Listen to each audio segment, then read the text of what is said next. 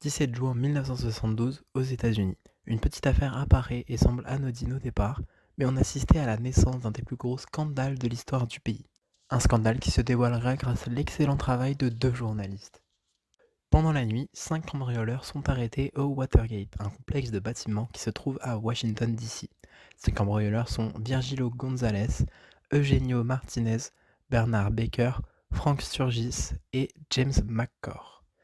Mais ceux-ci ne sont pas des cambrioleurs comme les autres. Ceux-ci sont équipés de micros, des appareils photo, en clair, un parfait équipement d'espionnage. Mais un détail important, ces derniers se trouvent dans le bâtiment accueillant le QG du Parti démocrate. Un détail plus qu'important puisque nous nous trouvons en pleine période de campagne présidentielle opposant le président sortant Richard Nixon et le démocrate George McGovern. Le lendemain, c'est ici que les journalistes entrent en scène. C'est Bob Woodward, jeune journaliste du Washington Post, qui va alors se charger de couvrir l'affaire. Et très vite, lors de son enquête, il découvre plusieurs informations choquantes. Le leader de la bande de cambrioleurs, James McCord, aurait déjà travaillé à la CIA, apprend-il au tribunal. Après des enquêtes de la police, on découvre également que ce James McCord est aujourd'hui salarié au CPR, Comité pour la réélection du président. Plus tard, on découvre un carnet d'adresses dans la chambre d'hôtel d'un des cambrioleurs, et dans celui-ci, on retrouve le numéro d'un certain Howard Hunt, rattaché aux lettres WH comme White House. Après quelques coups de fil, Woodward réussit à prouver le rattachement de Howard Hunt à la Maison Blanche, mais également que ce dernier avait déjà travaillé pour la CIA, lui aussi. Après avoir été rejoint par Carl Bernstein, les deux hommes publient un premier article, démontrant ainsi un lien entre les cambrioleurs et la Maison Blanche. Mais cette dernière ne prête pas trop d'attention à cette affaire et le président Nixon ne la considère pas réellement. On découvre ensuite que l'un des cambrioleurs a été payé par le CPR, ce qui mérite un nouvel article. Ces articles ne semblent cependant pas ébranler la popularité du président qui reste à la tête des sondages. Bob Woodward et Carl Bernstein se devaient alors de redoubler d'efforts pour établir un lien direct avec cette affaire et le président. C'est là qu'ils vont être rejoints par une source d'une extrême importance, Deep Throat. Évidemment, c'est un pseudonyme, dont vous aurez le plaisir de rechercher la signification tout seul. Mais il ne s'agit pas de n'importe qui. On a appris en 2005 qu'il s'agissait en réalité de Mark Felt, le second du FBI à cette époque. Mais son identité devait rester cachée. Because no one knew, except us, that Mark Felt was the deputy director of the FBI. Pour se parler, Bob Woodward et Mark Felt communiquaient par signaux.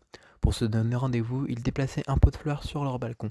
Cela leur permettait de se voir la nuit dans un parking souterrain. Et grâce à l'aide de Mark Felt, l'enquête pouvait avancer. Cela leur a donc permis d'apprendre que John Mitchell, ancien ministre de la Justice, est impliqué. Et celui-ci gère des dizaines d'espions, dont ces 5 cambrioleurs du Watergate. Et tous ces espions avaient évidemment pour mission de ralentir les démocrates. Les deux journalistes obtiennent donc encore une fois de la matière pour un nouvel article, mais celui-ci n'aura encore une fois pas vraiment d'effet, puisqu'en novembre, Nixon écrase McGovern lors des élections comme si rien ne s'était passé, alors qu'on venait d'établir un lien direct entre l'affaire du Watergate et la Maison Blanche. Et le travail d'investigation de Bob Woodward et Carl Bernstein s'arrête ici. La culpabilité de Nixon sera prouvée plus tard suite aux aveux d'un des cambrioleurs lors de leur procès, puis à la fuite d'un enregistrement du président dans lequel il demande d'étouffer l'affaire, ce qui mène, comme on le sait, à sa démission. Mais à partir de là, c'était le travail de la justice. Pendant cette histoire, nous avons assisté à un travail exceptionnel de la part de Woodward et Bernstein. Ils ne se sont pas contentés de passer un coup de fil à la Maison Blanche pour apporter leur point de vue sur l'affaire, mais ils sont allés interroger des centaines de personnes pour trouver des réponses. Charles was and still is a renegade. And he, in Watergate, he said, we're going to only get BS if we go see people in the White House. They probably won't let us in. Go see people at the committee to re-elect the president. We're going to have to go knock on doors at night. Mais tout cela sans jamais trahir leur source. Leur discrétion sans faille a permis à Mark Felt de rester caché. Mais surtout, les deux journalistes ont parfaitement représenté ce qu'était le quatrième pouvoir, là où Mark Felt ne pouvait rien faire car Nixon avait main mise sur le FBI, Woodward et Bernstein ont pu mettre au grand jour les actes illégaux et non éthiques du gouvernement. Des journalistes exemplaires qui méritent alors tout notre respect. Here for this occasion said it was indeed one of the saddest incidents that he's ever seen. And there's the president waving goodbye, and you hear the applause.